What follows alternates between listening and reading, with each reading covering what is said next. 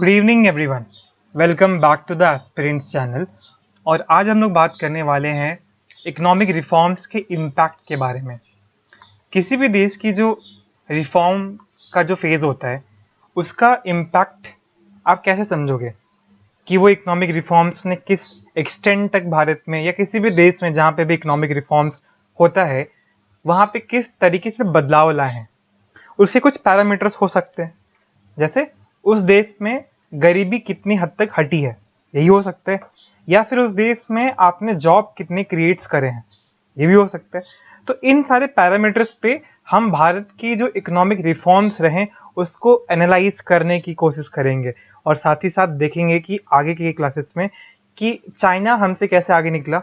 वो चाइना जो एक वक्त भारत से काफ़ी पीछे था, 1978-70s के आसपास भारत का जो पर कैपिटा इनकम था वो चाइना से भी ज़्यादा था, लेकिन उसके बावजूद आखिर वो कौन से रीजन्स थे जिसके चलते China went so ahead that आज के समय हम इमेजिन भी नहीं कर सकते उसको कोप करने के लिए, उसको बीट करने के लिए।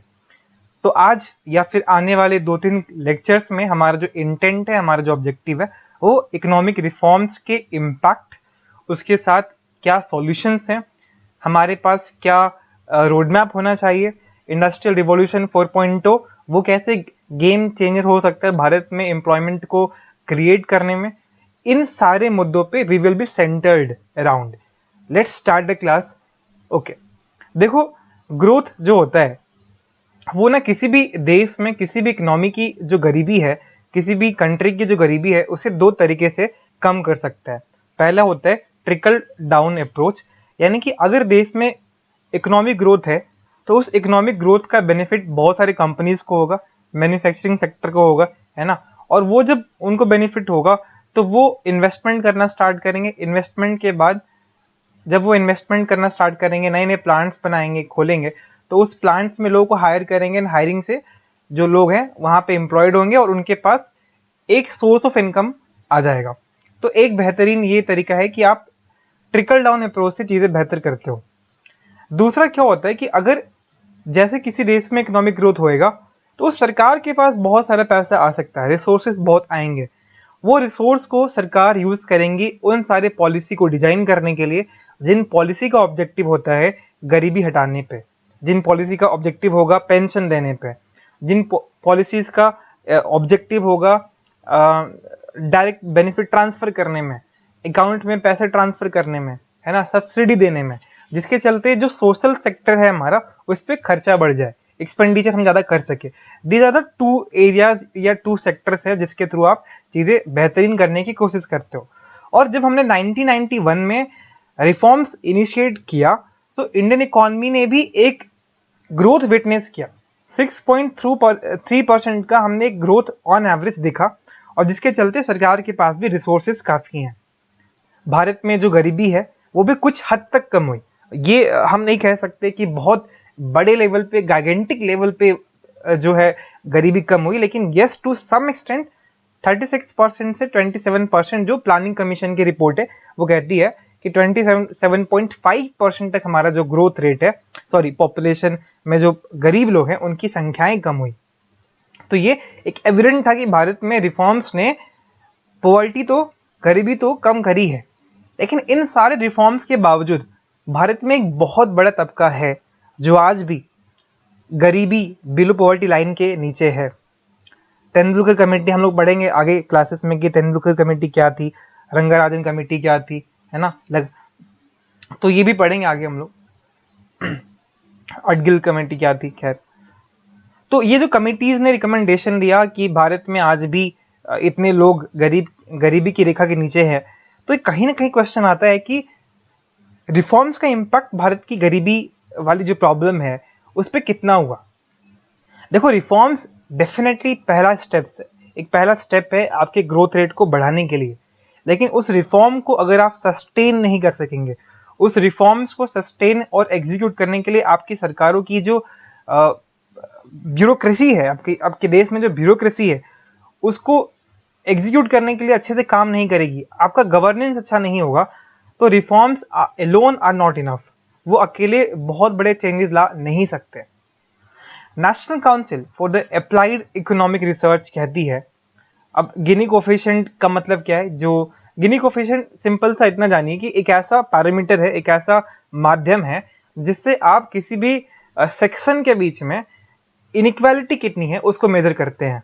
अगर गिनी कोफिशिएंट ज़्यादा है यानी कि इनइक्वालिटी ज़्यादा है, और गिनी कोफिशिएंट अगर कम है तो इनइक्वालिटी कम है। तो national Council for the Applied Economic Research कहती है जो गिनी कोफिशिएंट रूरल प्लस अर्बन, हम इन दोनों पैरामीटर्स पे, इन दोनों के बीच के अंतर को समझने की कोशिश कर रहे हैं कि जो रूरल में जो लोग रहते हैं, गाँव में जो लोग रहते हैं उनका इनकम, और जो शहरों में लोग रहते हैं उनके इनकम, इन दोनों के इनकम में कितना अंतर है। इस अंतर को बताने के लिए हमने गिनी कोफिशिएंट का यूज किया, और इसने कहा कि वो गिनी कोफिशिएंट जो 2004-5 में 0.52 थी, वो बढ़कर 2011-12 में 0.55 हो जाती है। यानी कि एक ये कॉन्ट्रास्ट प्रोड्यूस कर रहा है कि इस इकोनॉमिक रिफॉर्म ने पॉवर्टी डिक्लिनेशन में अपनी भूमिका तो निभाई है, लेकिन साथ ही साथ उसी इनइक्वालिटी के रास्ते पे हमने देखा है कि भारत में इनइक्वालिटी भी बढ़ी है। और इसमें जो बहुत बड़ा प्रॉब्लम है वो है भारत में पब्लिक सेक्टर का अकाउंटेबिलिटी नहीं होना।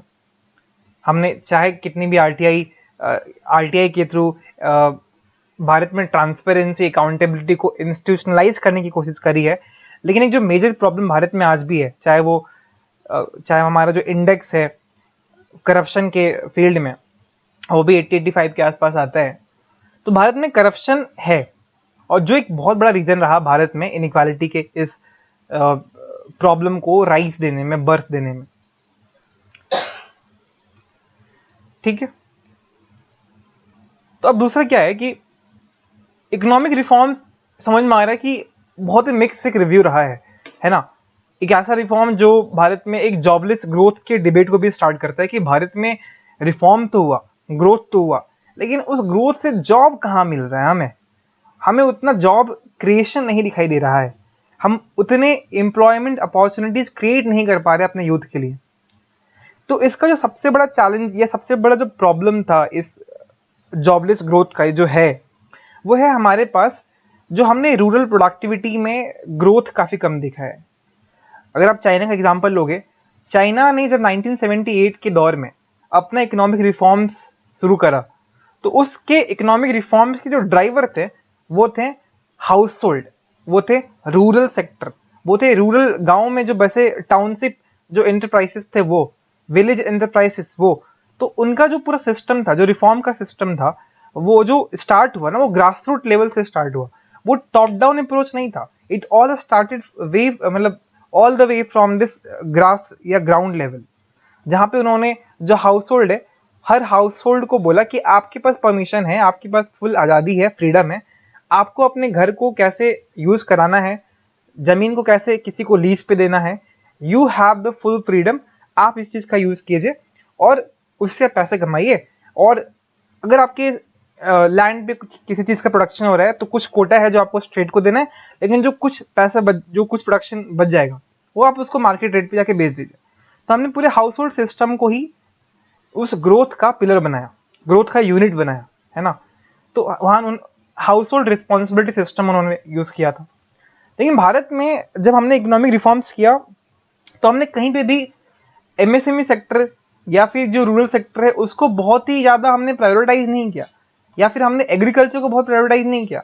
हमने किसको प्रायोरिटाइज किया? हमने 1991 के इकोनॉमिक रिफॉर्म्स के दौरान we prioritize the service sector, हमने सर्विस सेक्टर को ज़्यादा प्रायोरिटाइज किया, हमने एग्रीकल्चर को प्रायोरिटाइज नहीं किया। तो इससे चलते हमारे पास एक टॉप डाउन अप्रोच आ गया, क्योंकि हम बॉटम क्या है, एग्रीकल्चर इज द बेसिक। तो एग्रीकल्चर में आपने ध्यान नहीं दिया, इन्वेस्टमेंट नहीं किया, जिसके चलते चीजें टॉप डाउन अप्रोच में कन्वर्ट हो गई। हमने अपने रिसोर्सेज को भी बहुत बेहतरीन ढंग से यूज नहीं किया है। हमने गांव में जो रिसोर्सेज हैं उसे ट्रांसफर किया, हमने क्रिएट नहीं किया। अगर आप गांव में लोग के इनकम जनरेट करने में हेल्प नहीं कर पाओगे उनके मैन्युफैक्चरिंग के माध्यम से, उनके रूरल मैन्युफैक्चरिंग के माध्यम से, तो उनके पास पैसा नहीं होगा और वो डिमांड नहीं करेंगे, और जब डिमांड नहीं करेंगे तो वो मैन्युफैक्चरिंग में जो लोग हैं उनके पास जब डिमांड ही नहीं आएगा तो मैन्युफैक्चरिंग सेक्टर आगे कैसे बढ़ेगी। तो चाइना ने तो अपना रिफॉर्म्स इन्हीं हाउस होल्ड रिस्पॉन्सिबिलिटी सिस्टम के बेसिस पे किया, जहां पे जो इनकम है फार्मर्स का वो डबल हो गया, और जिसके चलते मैन्युफैक्चर्ड प्रोडक्ट्स के डिमांड में इंक्रीमेंट हुआ और चाइना ने एक बहुत ही बड़ा मैन्युफैक्चरिंग बूम देखा। तो उन्होंने अपने एग्रीकल्चर को ही अपना मार्केट ओरिएंटेड रिफॉर्म्स का पूरा स्टार्टिंग पॉइंट बनाया। उन्होंने बहुत सारे ऐसे सेक्टर गांव में खोले जो सिर्फ फार्म पे डिपेंडेंट नहीं थे। उन्होंने कंपनीज बनाई, छोटी छोटी कंपनीज बनाई, है ना। एडमिनिस्ट्रेशन के लिए उन्होंने लोकल लेवल पे चीजें ऑर्गेनाइज करी। तो काफी डिसेंट्रलाइज्ड प्लानिंग था, है ना। वो चाइना जो एक कमांडिंग इकोनॉमी को हमेशा से पायोनियर करता था, वहां जहां पे चीजें हमेशा स्टेट कंट्रोल में होती थी 1978 में, या फिर जो अगर आप सिर्फ चाइना की बात नहीं, जितने भी एशियन टाइगर इकोनॉमीज थी, साउथ कोरिया या फिर थाईलैंड, इन सारी कंट्रीज में भी जो रिफॉर्म स्टार्ट हुआ, it was based not only based on the service sector, it was completely based on the agriculture and the manufacturing sector. तो इसके चलते वहां पे चीजें बेहतरीन हुई और वहां पे चीजें बदली। लेकिन भारत में इसके जस्ट उल्टा हुआ। 1991 में जब हमने रिफॉर्म्स किया तो हमने इंडस्ट्रियल और सर्विस सेक्टर को लिबरलाइज किया, एग्रीकल्चर सेक्टर को हमने छुआ तक नहीं। जहां पे पूरे विश्व में एग्रीकल्चर सेक्टर में रिफॉर्म्स हो रहे थे, एग्रीकल्चर सेक्टर में भारत आज रिफॉर्म कर रहा है। फार्म बिल्स, वो भी बहुत बड़ा प्रोटेस्ट होता है और वो फिर बैकफायर हो जाता है। तो still we are not able to bring the reforms in the agriculture sector. और बिना एग्रीकल्चर सेक्टर में रिफॉर्म्स लाए आप अपने उस बड़े से तबके को, जो कि बहुत ज्यादा हद तक आपके एग्रीकल्चर पे डिपेंडेंट है। Just imagine the majority of the population of this country, लगभग 50% से ज्यादा लोग आज भी एग्रीकल्चर पे डिपेंडेंट है, जो अनस्किल्ड है ना, जो अनस्किल्ड है और उसी फील्ड में डिपेंडेंट है। अगर आप इस फील्ड में रिफॉर्म नहीं करोगे, and when the half of the population is not getting the benefit of the higher income, तो वो फिर डिमांड कैसे क्रिएट करेंगे? और वो जब डिमांड क्रिएट नहीं करेंगे तो फिर मैन्युफैक्चरिंग सेक्टर का डिमांड, जब वहां पर उनको डिमांड नहीं मिलेगा तो how the manufacturing sector is suppose to boom? वो तो बूम ही नहीं करेगा। तो भारत में एक बहुत बड़ा एक टेक्निकल, एक स्ट्रक्चरल प्रॉब्लम भी रहा, जहां पे हमने मैन्युफैक्चरिंग सेक्टर पे ध्यान नहीं दिया और हमने सर्विस सेक्टर में एंट्री मार ली। तो इसका कहीं ना कहीं ये मतलब था कि भारत में मैन्युफैक्चरिंग सेक्टर, अब ऐसा तो नहीं है कि सरकारों ने अपने केस स्टडीज नहीं करी होंगी।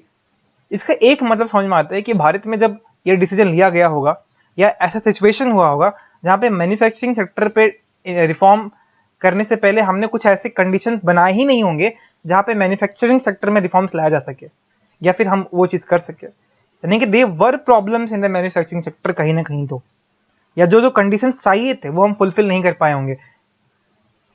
तो कहीं ना कहीं रीजन होगा, कुछ कुछ रीजन होगा। तो उस रीजन को हम लोग समझने की कोशिश करते हैं। जैसे अब देखो,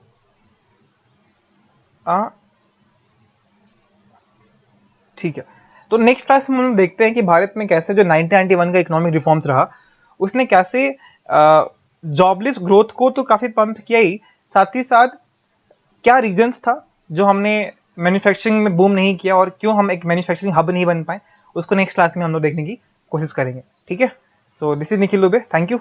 this is Nikhil Dubey signing off.